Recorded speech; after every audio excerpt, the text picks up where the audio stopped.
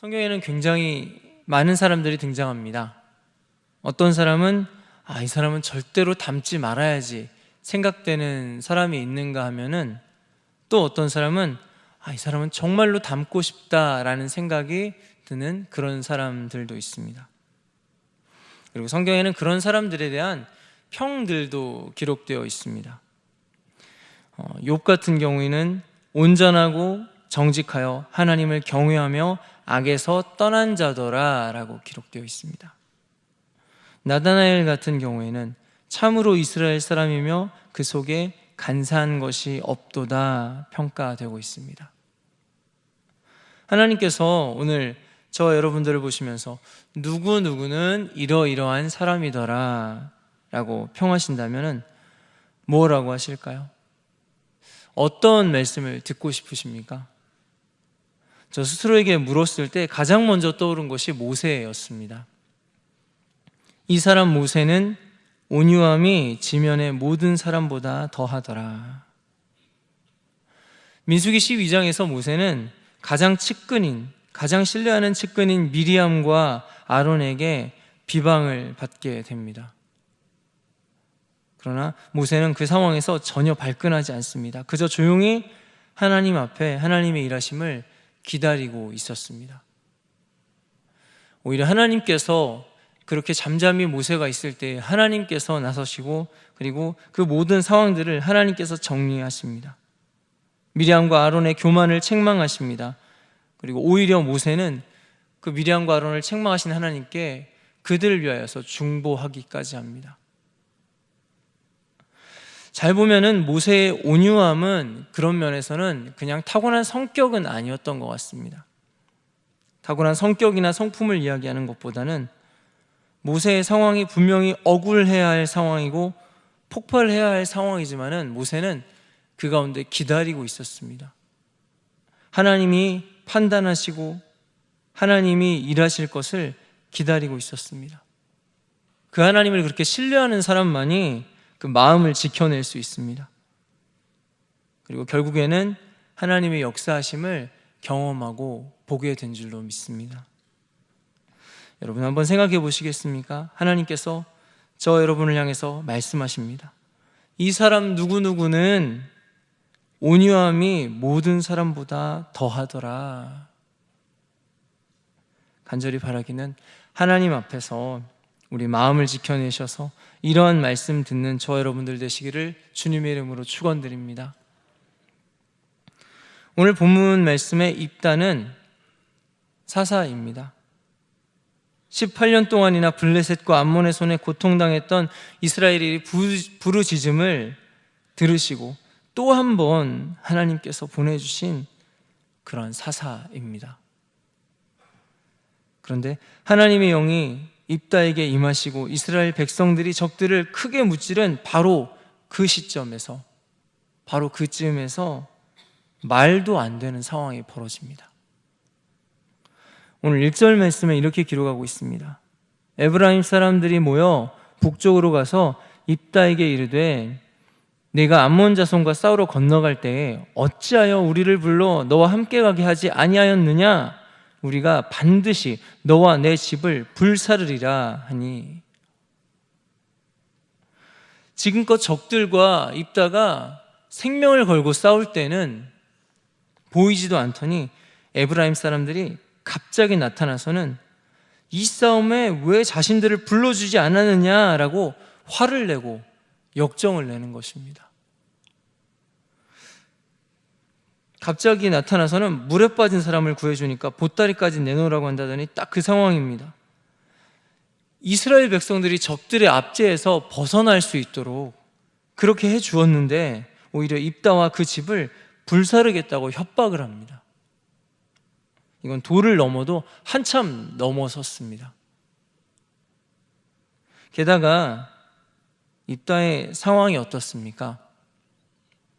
전쟁에 승리한 직후에 입다는 잘못된 서원으로 인해서 사랑하는 딸까지 잃어버린 상황입니다.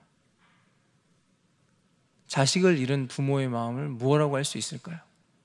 그런데 그 상황에서 그 비통함과 슬픔이 채 가시기도 전에 이런 말도 안 되는 상황을 만나게 된 것입니다. 생명을 걸고 싸우고 너무나 사랑하는 딸까지 잃어버린 그런 자신을 철저하게 무시하고 협박하고 겁박해오는 이 동족들을 보면서 입다의 마음은 어떠했을까요? 입다는 그 자리에서 머리 끝까지 화가 치밀어 오릅니다. 그리고 곧바로 에브라임과 전쟁을 벌이게 됩니다. 좀 더 정확히는 전쟁이라기보다는 일방적인 학살이 벌어집니다. 전쟁에 져서 강을 건너서 도망하는 에브라임 사람들을 쉿볼렛이라는 이 발음 하나를 가지고 구별해냅니다. 그리고 에브라임 사람들로 판단되는 모든 사람들을 도륙해버립니다. 그렇게 입다는 에브라임 사람 무려 4만 2천을 죽였다고 오늘 말씀 기록하고 있습니다. 큰 용사라고 불리던 입다 이야기는 영광의 승리가 아니라 처참한 핏빛으로 그렇게 끝나고 맙니다. 여러분, 사실 에브라임의 무례한 행태에 대해서는 이 앞에서부터, 성경 앞쪽에서부터 여러 차례 드러나고 있습니다. 이것은 어제 오늘의 이야기는 아닙니다. 분명히 이들은 심판받아 마땅한 그런 모습들이 참 많았습니다.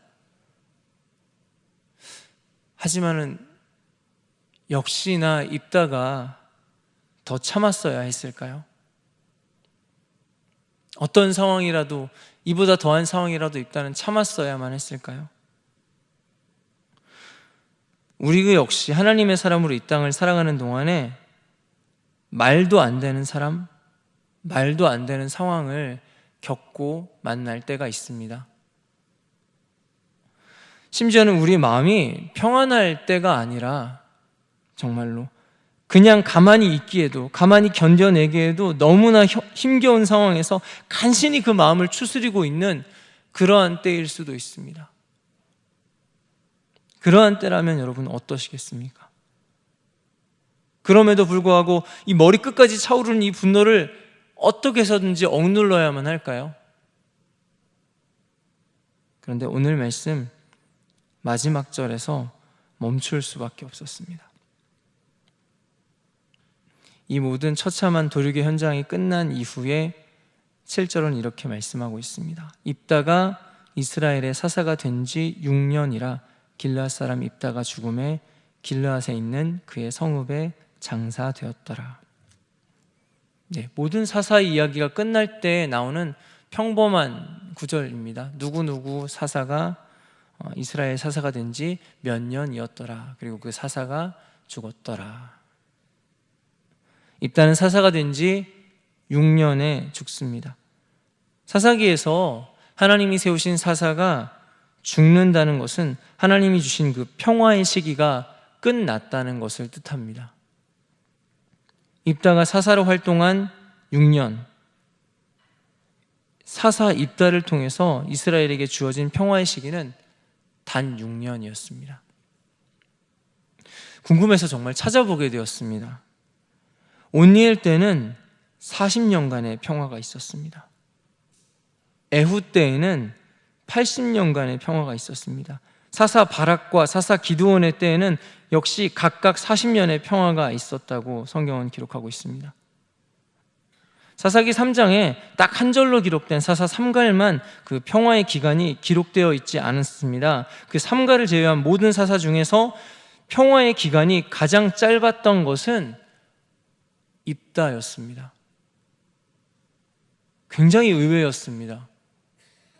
성경에서 그렇게 비중 있게 다루어진 큰 용사 입다가 그 이루어내는 일들이 작지 아니한데 하나님께 쓰임받은 기간이 고작 6년 뿐이었습니다. 최단 기간의 기록입니다.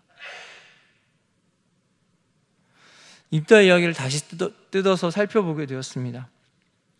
이스라엘을 원수의 손에서 구원해낸 전쟁 이야기보다 오히려 더 많은 비중으로 쓰여진 입다의 서원하는 이야기, 그리고 딸을 잃어버리게 된 이야기, 그리고 그런 입다를 요동하게 하는 에브라임의 등장과 피의 복수.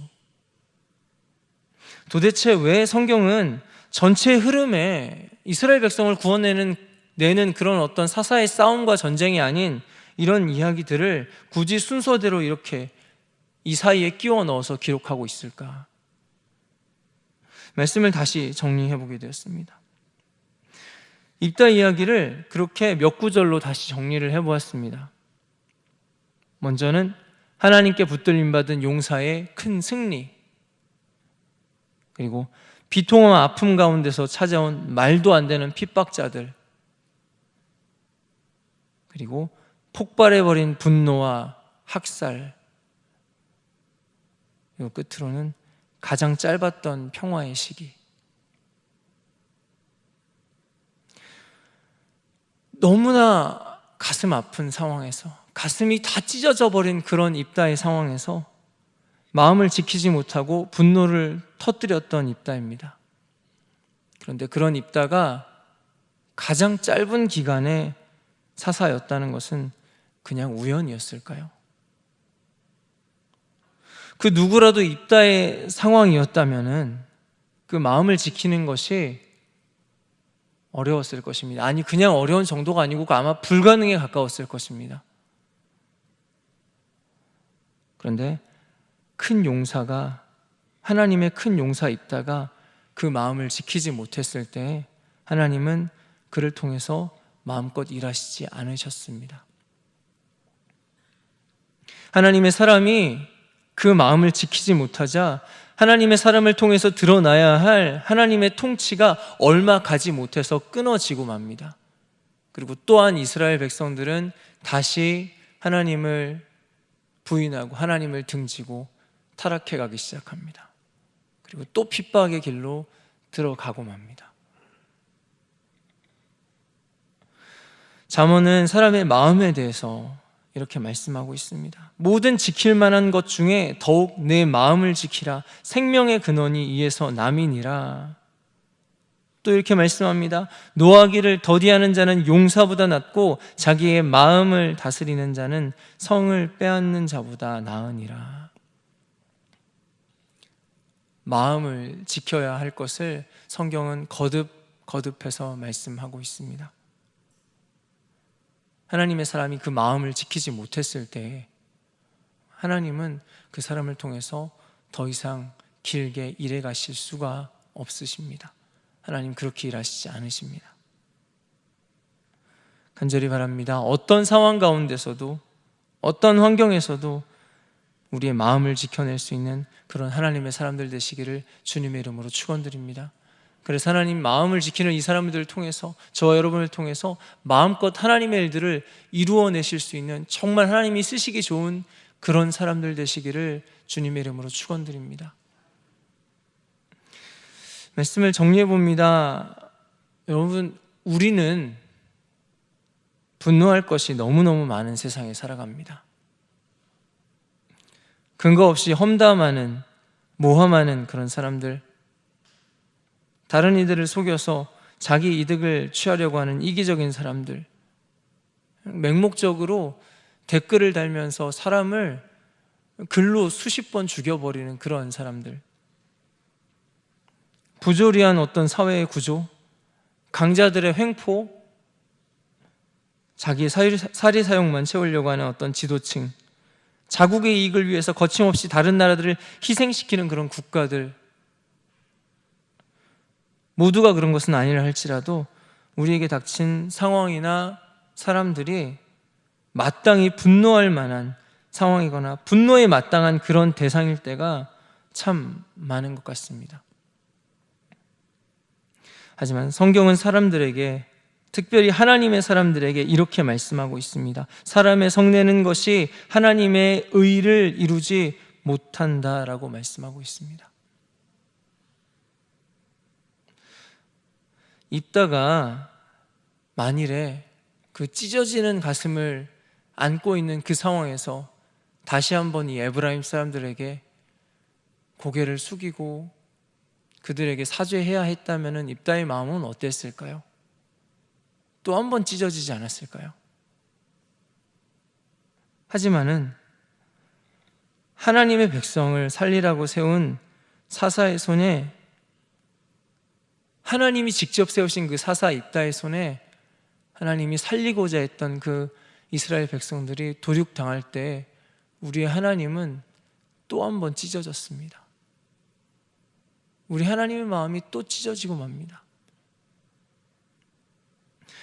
결국엔 선택의 문제가 됩니다. 우리가 나의 마음을 찢을 것인가, 아니면 하나님의 마음을 찢을 것인가? 여러분, 내 마음을 찢으시겠습니까? 아니면 하나님의 마음을 찢으시겠습니까? 악한 세상에서 어쩌면 우리의 분노는 당당할 수도 있습니다. 이런 상황에서 어떻게 참을 수가 있느냐고 누구라도 다 공감할 수 있고, 우리는 그 상황에서 세상을 향해서, 사람을 향해서 분노를 터뜨릴 수도 있습니다.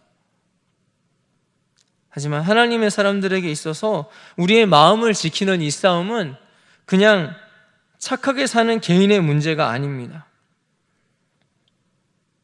나의 삶을 통해서 하나님의 의가 이루어지는 것을 그렇게 원하지 않는다면은, 나의 삶에 하나님이 동행해 주시고 하나님이 나를 통해서 일하시고 역사하시기를 그렇게 원하지 않는다면 상관없을지도 모르겠습니다. 그냥 살아도 좋을지도 모르겠습니다.